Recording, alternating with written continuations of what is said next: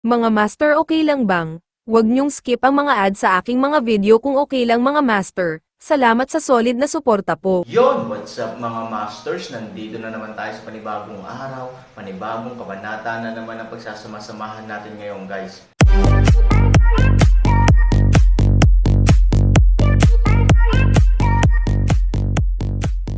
Bali mga masters, kung bago ka pa lang po sa aking YouTube channel, please click the subscribe button, lalong-lalo na po yung notification bell guys, para maging connected pa rin tayo sa isa't isa at maging updated kayo sa mga susunod ko pang video. Bali mga masters, bago natin umpisahan ng kwento ay mag-shoutout po muna tayo para sa mga solid nating tagapakinig. Shoutout kay Goshen PH at shoutout kay Rene Boy Tuya. Yun na nga mga masters, no? Bali hindi na ito patagalin. In 3, 2, 1, let's go! Ang pangalawang bata ay uminom, at ang ikaapat na bata ay nagkatinginan, at pagkatapos ay mabilis na sinalakay ang kakaibang baka ng magkasama. Hindi ko alam kung ano ang kakaibang baka na ito, at nakita na lang ng pangalawang anak na tumigil ang pangatlong bata at tiningnan ang mga galaw ng katawan nito. Bilang isang practitioner, talagang kailangan niyang mag-alala tungkol sa kung anong uri ng lihim na pamamaraan ito, upang maiwasan ang pangatlong anak na magdusa ng malaking kawalan. Ang pinakamahusay na paraan ay sama-samang atakihin ito.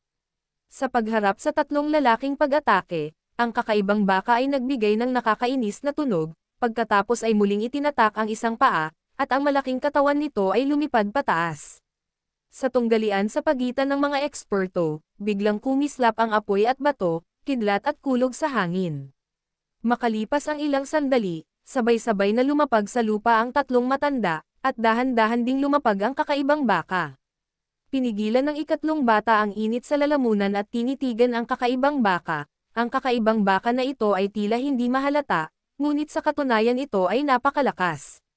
Ngayon lang magkasabay na umatake ang tatlo pero hindi man lang nila mapakinabangan ang kakaibang baka. Third kuya, okay ka lang. Nakita ng pinuno ang paglapag nilang tatlo at hindi napigil ang humakbang at nag-aalalang nagtanong.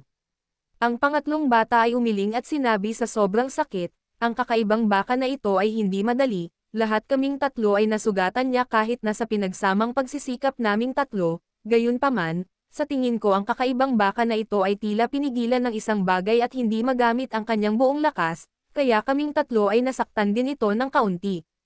Tapos tayong apat ang mamumuno sa tropa at sabay tayong aatake. Hindi. Huwag mong kakalimutan yang brat na yan, sumimangot ang pangalawang anak.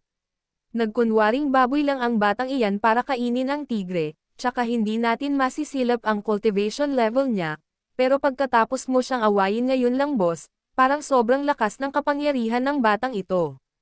Let's all go deal with that strange cow. Ano ang mangyayari kung ang bata ay kumita na? Totoo yan, pero anong gagawin natin? Kumunat ang noo ng pinuno. Teka, sa pakikipag-away sa kakaibang baka kanina lang, nagtagumpay ako sa palihim na pag-atake habang hindi ito pinapansin, nataman siya ng kakaibang makamandag kong karayom, wala pang isang araw, kahit sobrang taas ng cultivation level nito, inaantok na. Ang ibig kong sabihin ay magpadala muna tayo ng mga tao upang palibutan ang lugar na ito, at pansamantala tayong umatras, naghihintay ng mga reinforcement at naghihintay na lason ang kakaibang baka, malamig na sabi ni Lausan. Pwede. Ang pinuno ay tumango, pagkatapos ay tumingin ng mabuti sa kakaibang baka sa tapat, at hindi napigil ang sumigaw, kung tama ang inaasahan ko, ang iyong kamahalan ay napakabangis, hindi ka dapat maging isang mortal na bagay, tama ba? You know that I am an extraordinary being, yet you dare to act so arrogantly here. I don't dare. Nagkamali lang kami pumunta dito para mahuli ang ilang masungit na tao. Kakalaban pa lang namin at naranasan na namin ang kapangyarihan mo, so, if you are willing to hand over these people to US, I will take the people away immediately, and I will bring generous gifts to apologize for my sins in the future. How about it? Kung gusto nitong patayin ang mga to, ako ang papatay sa kanila, bakit ikaw pa? Gusto mo ba talagang patayin ang mga taong ito? Kumunat ang noo ng pinuno. Kalokohan. Okay. Since you are so concerned, I will give you some time. Sa mga oras na ito, maghihintay kami sa labas at hindi ka iistorbahin, pagdating ng panahon. Kailangan mo lang ibigay sa amin ang mga bangkay ng mga taong ito, Gaya ng sabi namin halika at magpasalamat ka, paano kung gagawin din natin? Ito ay isang deal. Galit na sigaw ng kakaibang baka, at saka muling itinadyakan ang napakalaking paa nito. Nagkaroon ng dagandong, at sa tapat ng Han Sanchen at iba pa, isang malaking batong pinto ang dahan-daang bumangon, at ang liwanag mula sa labas ay unti-unting lumiwanag sa ilalim ng lupa. Nagkatinginan ang apat na pinuno at dahan-daang pinaalis ang kanilang mga tauhan. Pagkaalis ng kalaban, muling isinara ang pintong bato, at muling nagdilim ang buong espasyo. Ang kakaibang baka ay nagpakawala ng mahabang buntong hininga at hindi napigil ang makaramdam ng kaunting pagod. What? You were so cool with us just now. How come ang dali mong kausap after meeting so many of my master's family members? I thought you are a big shot, but it turns out haha, ba? Nang makitang ganito si Niu, malamig na tinutuya siya ni Han Sanchen. You know what? Those people are extremely powerful. If I were in a normal state, I could destroy them all with just one breath. Unfortunately, I am, Malamig na umungol ang kakaibang baka. Please be quiet, pag nag-ingay ka ulit, papatayin muna kita, malamig na sigaw ng kakaibang baka, tumalikod at naglakad papasok, ngunit sobrang dilim sa loob at hindi na malinaw kung saan siya pumunta. Mr. Han, anong dapat kong gawin? Nagmamadaling lumapit ang munting alipin nang magulat siya. Bahagyang tinapik ni Han Sanchen ang kanyang balikat at ngumiti sa kanya, wala tayong magagawa, pinatay tayo ng kakaibang baka na ito, at bigla itong walang magawa, nagalit din ang mga kaaway sa labas, ito ay para makita ang nakikitang resulta. Gayunpaman, hindi na kailangang mag-alala ng sobra. Biglang umamin ang kakaibang baka sa kanyang kahinaan, at ang mga kalaban ay naging magalang din, na nagpapahiwatig na sila ay natalo at nanalo pagkatapos ng laban. Ang kakaibang baka ay biglang umalis at nagbigay ng petsa, malamang na siya ay nasugatan at kailangan na gumaling, kaya, hanggang sa siya ay gumaling, kami ay ligtas. Pero kung gumaling siya sa injury niya, don't worry, there's always a road forward, okay, halos isang araw ka ng pagod, go and rest. Umiling si Xiaono, hindi pa rin nag-aalala sa sitwasyon nila ngayon. Ngumiti si Han Sanchen at pinilit na magpahinga. Nang magpahinga ang alipin, biglang sumimangot si Han Sanchen sa discomfort. Ang kakaibang baka na ito ay talagang medyo malakas sa sandaling ito, sa sitwasyon niya ngayon at sa kanilang apat, halos hindi na makaalis. Maliban kung, ipagsapalaran mo ang iyong sarili at maglalabas ng maraming nakakainis na enerhiya.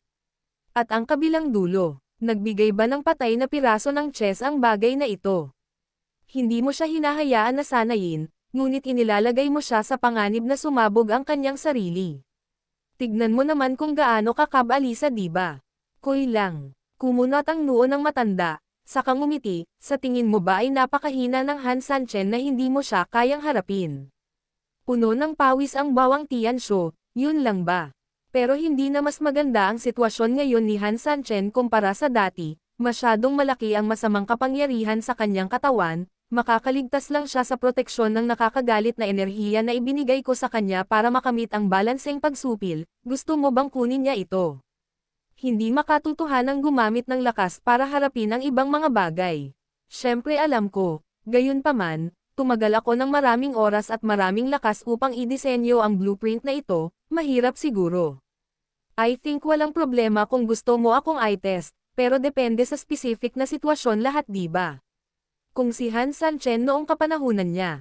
Hindi ko akalain na magkakaroon ng problema, pero alam mo rin si Han Sanchen ngayon, kailangan nila ng tulong natin, hindi tayo ang nagdadagdag ng insulto sa pinsala. Naiintindihan ko, sumimangot ang matandang sweeper, hindi ba kailangan mong mabalisa? Lahat ng nasa blueprint na ito ay nasa loob ng plano ko. Sa plano, nahihiya na naman si Bawang Tianshu, ibig sabihin, may iba ka pang ayos. Haha, tumawa ang matandang Wallis, syempre, sa aklat ng langit, ikaw lang ang master.sa blueprint kung nasaan ngayon si Han Sanchen, ako ang master, ano kayang mangyayari? I also know that I don't have to worry too much, but it's a dead end right now, so, what I want to ask you is how to arrange it. Pagkatapos ng lahat, upang mailigtas si Han Sanchen, si Bawang Tianshu ay gumugol ng maraming sariling lakas, kaya, Natural, sa oras na ito, hindi niya nais na makita ang isa pang aksidente na mangyari sa Han Sanchen. Sa makatuwid, kahit na napakagaan ng loob mo tungkol sa matandang walis, kapag pinagmamasdan mo ang mga bagay na ito, hindi may iwasang mag-alala ka.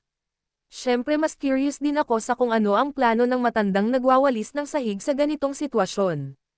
Mu Huang, this matter is actually easy to solve, although this koi is the one I have raised for many years. In my blueprint, inayos ko na siya sa weak state, kung hindi pwede, kailangan ko na lang hanapin ang taong ito, hindi pa ba sapat kung ang mga bagay sa lanto ay napunta para tulungan si Han Sanchen. The Han Sanchen, this thing is like me by me, so are all games are wool on earth, tela. Ang blueprint mo ay isang baryo at bulubundukin lang, sino pa ba ang makapangyarihan? Tsaka ako, Han Sanchen, hindi lang nasugatan ni Koi, kundi marami ring nilalang sa bundok na humahabol sa kanya sa likod ko. Anong meron sa bundok? May tubig, maraming kalaban, ilang hipon, sundalo at alimango ang kaya niyang talunin sa tubig. Biglang hinampos ni Bawang Tianshu ang ulo niya. Oo, bakit niya nakalimutan ang tubig sa bundok, may mga isda sa tubig, at marami sa kanila, natural, hindi sila natatakot sa Koi, pabayaan ang malaking bilang ng mga kaaway, natural, lahat ay makakatulong sa Han Sanchen. Sa pag-iisip nito, bahagyang tumanggo si Bawang Tianshu, at ang matandang lalaki na nagwawalis ng sahig ay biglang gumuhit ng bilog sa hangin, sa isang iglap, lumitaw sa bilog ang isang hugis dragon na lalaki, matapat siyang lumuhad, nakilala na ni Xiaolong ang ninuno. You and I have been together for many years, kaya hindi na kailangang magsabi ng magagalang na salita, matandang Dragon King, hinahanap kita sa pagkakataong ito dahil sana mabigyan mo ako ng pabor. Nuno si Ancestor, so ano pa bang meron kay Xiaolong? Sabihin mo lang ayos lang, basta makakatulong si Xiaolong, gagawin niya ang best niya. Okay lang, may tao sa environment na kinaroroonan mo, I need your help to save him. Sumimangot ang matandang Dragon King, save who? Isang binata, Ancestor, sabi mo kahit maliit na mundo ang blueprint world, may kanya-kanya itong set of order, masusunod na lang natin ang utos, kung nagmamadali tayong magligtas ng tao, nilalabag ba natin ang rules? Mahinang ngumiti ang matandang nagwawalis ng sahig at walang sinabi. Kaagad, napagtanto ng matandang Dragon King na siya ay nagsasalita ng labis. Ninuno, sino ang gusto mong iligtas ko? Pakisabi sa akin, wala nang order ngayon. Ang matandang Dragon King ay ngumiti ng alanganin, medyo nahihiya, ang ganap na pinuno ng blueprint, wala talaga siyang kakayahan o tapang. Ito ang ninuno, ang ganap na lumikha ng blueprint na mundong ito, kung gusto mong pag-usapan ang mga rules at irregularities sa kanya, di ba kalokohan yon? To put it bluntly, ang mundo ay nilikha niya. Natural, siya ang may huling say sa lahat. Nang bagay, walang anuman ang rules kumpara sa kanya, siya ang utos. Kung mas lumalaban ka o hindi makinig, babaguhin niya ang mundo ng blueprint bawat minuto, hindi mo nga alam kung paano ka namatay, kaya. Kung sasabihin mo sa kanya ang tungkol sa mga patakaran at irregularidad, hindi ba mental disorder iyon?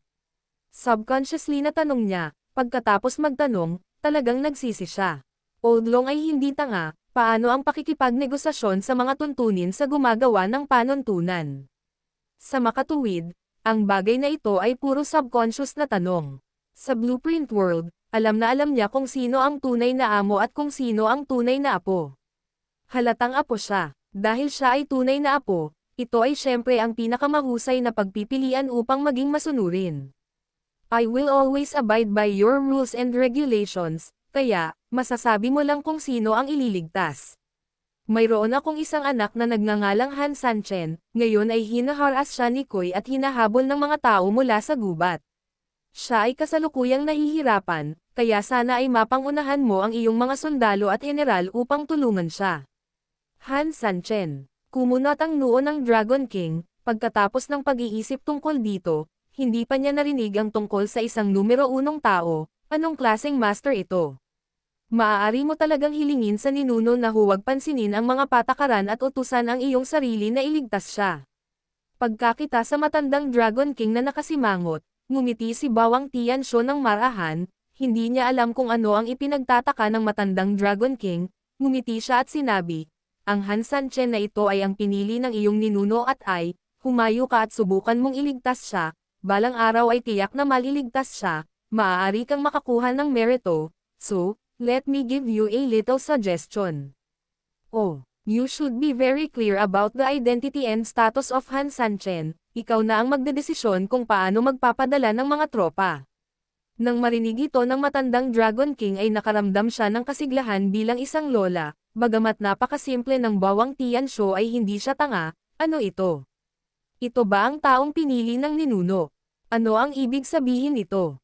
Ito ay nagpapakita na ang pagkakakilanlan ng Han Sanchen ay hindi simple, sa madaling salita, hindi siya ang tagumpay, ang moldito na ito ay kailangang iligtas. Dagdag pa nito, ang ninuno ay humarap sa kanya kahit na ang misteryosong amo sa tabi ng ninuno ay marami ring sinabi sa sarili mo kung gaano kalaki ang mukha ng batang ito. Ang matandang Haring Dragon ay mabilis na nagpaalam sa kanilang dalawa, at pagkatapos ay dumating si Pagong. Tuldok, tawag out all the 500,000 shrimps, soldiers and crabs in my river. Nang marinig ito ng matandang Pagong, natigilan siya, gusto mo ng napakaraming sundalo, kalahating milyon, ang buong lakas ng ilog, at wala kahit isa. Old Dragon King, may malaking nangyayari ba? May sumalakay sa Dragon Palace ko sa ilog. Hindi, sa pagkakataong ito ay nagdadala tayo ng malaking hukbo sa pampang para sa isang krusada, pumunta tayo sa gubat. Ngunit sa parehong lupa at tubig, palaging walang alitan sa pagitan ng balon at ilog, kahit na magkaroon ng alitan, ang hukbo ng kalahating milyong tao ay medyo pinalaki. Sa maraming taon ng kasaysayan sa ilog, walang pamarisan para sa buong hukbo na may padala, at pumunta pa rin sila sa pampang para sa krusada. Pwede bang, may pumatay sa prinsipe natin? Yun na nga mga masters, no? Bali panibagong kabanata na naman yung natapos natin ngayong gabi. Muli, maraming salamat po talaga sa walang sawang suporta po sa aking YouTube channel na talagang inaabangan nyo po ang bawat upload ko po. Bali mga masters, magkita-kita ulit po tayo bukas ng gabi at ngayon po ay magpapaalam po muna tayo. Bali mga masters, bye-bye!